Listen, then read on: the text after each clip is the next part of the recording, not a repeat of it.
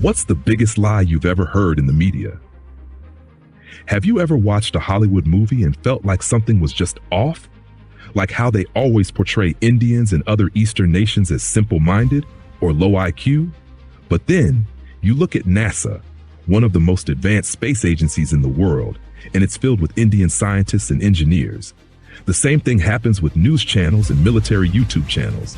Sometimes, what they say just doesn't add up. And that brings us to the Tejas fighter jet, another victim of biased narratives.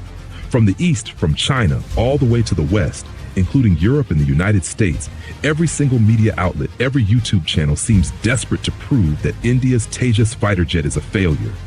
But why? Why are they so determined to discredit Tejas? What are they afraid of? In this video, I'm going to expose the truth that nobody dares to admit. I'll uncover the lies, and to prove my point, I'll compare Tejas with some of the most advanced fighter jets in the world in real-world combat scenarios. And as a bonus, I'll reveal the real reason India even started the Tejas project and what it was actually designed for. Stay tuned. This is going to get spicy, Indian style.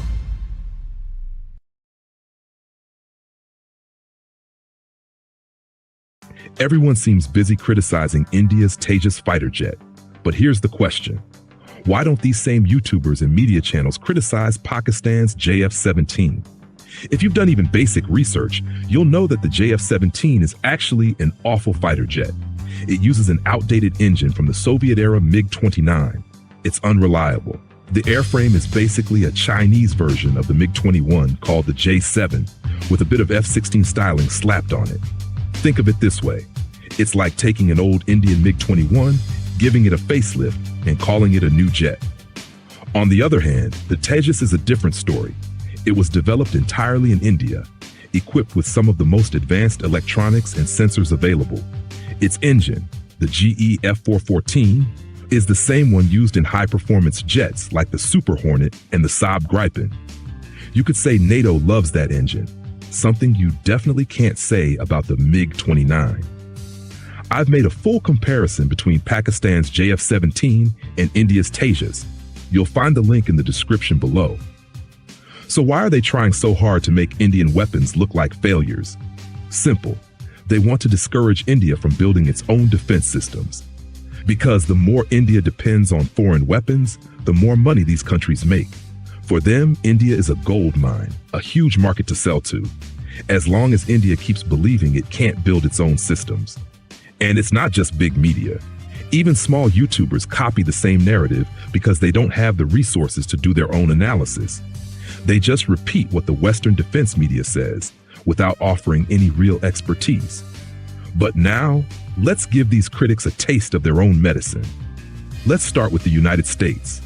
They claim to build the best fighter jets in the world, but even basic research can uncover the truth. Take the F-1117, the so-called invisible stealth jet. It was shot down by an outdated Serbian missile system in the 1999 NATO bombing of Yugoslavia. The media later joked, "Oops, we didn't know it was invisible." That's not Hollywood. That's real life. Now let's talk about Russia. Their Su-35 and Su-34 are some of the most capable multi-role fighters on Earth. But many of them have been shot down by Ukrainian surface-to-air missile systems, especially the American Patriot system. Some reports claim over 70 Su-35s have been lost. As for China, we don't even need to dig too deep. A simple look at many of their exported systems will show serious quality control problems. So if everyone else's jets have weaknesses, why is only Tejas under the spotlight? Let's find out what Tejas is really capable of.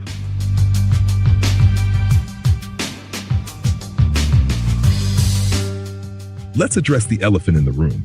Tejas is one of the smallest fighter jets in the world. But here's the surprise. It has a great range and can carry a significant payload for its class. Its operational capabilities are remarkable. The Tejas is a 4.5 generation fighter with one of the most advanced radars in its category.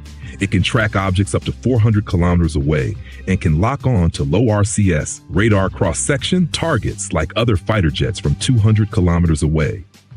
That's outstanding performance for such a light aircraft. It can also launch the Astromech 2, an air-to-air missile with a range of 160 to 180 kilometers, depending on altitude and speed. In comparison, the American AIM-120 AMRAAM has a range of just 100 to 120 kilometers. And it gets better. One of Tejas' biggest strengths is its reliability under different operating conditions. It's built to perform consistently. If you don't believe me, here's something the media won't tell you. Despite all the Western criticism, the U.S. military actually considered Tejas as a candidate for their new trainer aircraft program.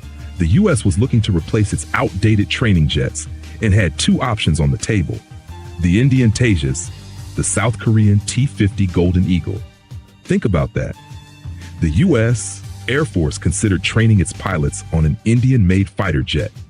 That's how capable the Tejas really is. So why didn't it win? Because of export restrictions. Tejas uses some French and Israeli technologies, so the U.S. needed approval from both countries before making the purchase. The South Korean jet was easier to acquire politically, but many defense analysts believe that if Tejas had used only Indian-made components, it would have won the contract. Imagine that.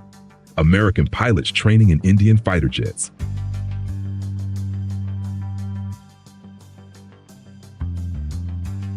So, is Tejas perfect? No. Its biggest weakness is cost. At $40 million per unit, it's expensive for a light fighter. But you're not just getting a small aircraft, you're getting a mini Rafale. Think of it as a high-tech, lightweight multi-role jet with excellent avionics, radar, and weapon systems. It's not cheap, but it's not meant to be. It's not just a fighter, it's a statement. India built the Tejas fighter jet with one clear goal: to design a combat aircraft from the ground up, without foreign help, using only its own resources.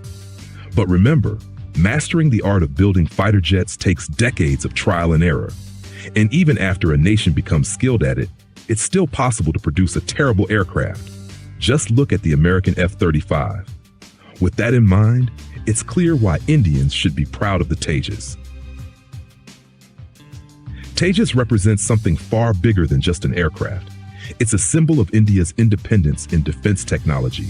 It shows the world that India doesn't have to rely on anyone, not for weapons, not for innovation, not for defense. And that's what scares the critics the most. Because once India becomes truly self-reliant, the multi-billion-dollar weapons market will lose one of its biggest customers. That's the truth they don't want you to hear. If you enjoyed our video, we need your help. By simply liking this video, you encourage small YouTubers to break free from following big media narratives and think for themselves, producing content based on facts. And if you're feeling extra generous, please subscribe to the channel.